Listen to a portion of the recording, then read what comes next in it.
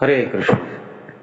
तो आज के इस कोट में श्रील प्रभुपाद कहते हैं, ये खास करके लिखा गया है, प्रभुपाद जी की एक शिष्या है अरुंधति माता जी, उनको लिखा गया है। प्रभुपाद लिखता है कि child worship is more important than deity worship.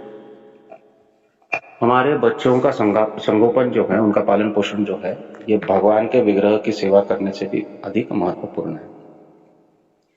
If you cannot spend time with your child, then stop the duties of pujari. अगर आप आपके बच्चों को समय नहीं दे पा रहे हैं तो ये पुजारी सेवा आप थोड़ा बंद करो। These children are given to us by Krishna. They are Vaishnavas and we must be careful to protect them. ये जो बच्चे हैं, ये भगवान ने हमारे पास भेजे हैं और हमें बहुत सावधानी बरतनी चाहिए इनका पालन पोषण करने में। These are not ordinary children, they are Vaikuntha children.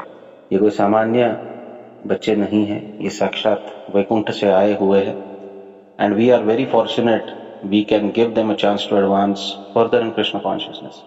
और हम बहुत भाग्यशाली है कि हम इन्हें भगवत भक्ति में, कृष्ण भावना में आगे बढ़ने के लिए ट्रेनिंग दे सकते हैं, प्रशिक्षण दे सकते हैं, प्रेरणा दे सकते हैं। That is a very great responsibility, do not neglect it and be confuse.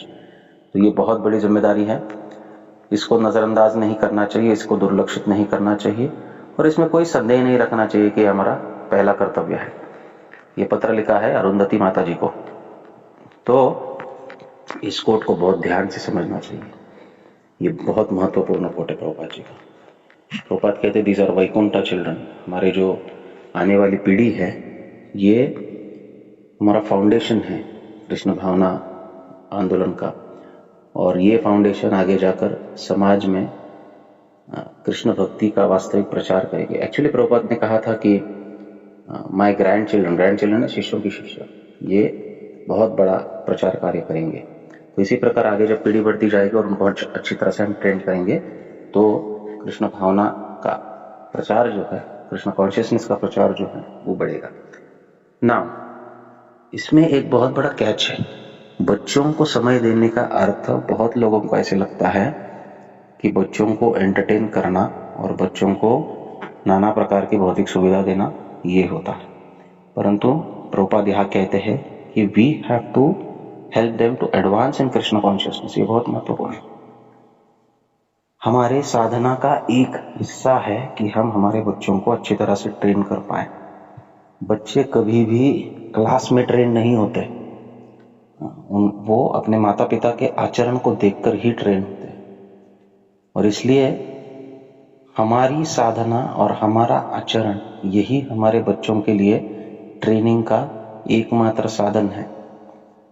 इनको ट्रेन करने के लिए अगर हमें भगवान की सेवा कुछ हद तक कॉम्प्रोमाइज करनी पड़े का अर्थ है कि कुछ हद तक समय निकालकर हमें इसमें थोड़ी हमारी व्यस्तता हो जाए बच्चों के संगोपन में, तो ये हमारा पहला कर्तव्य है।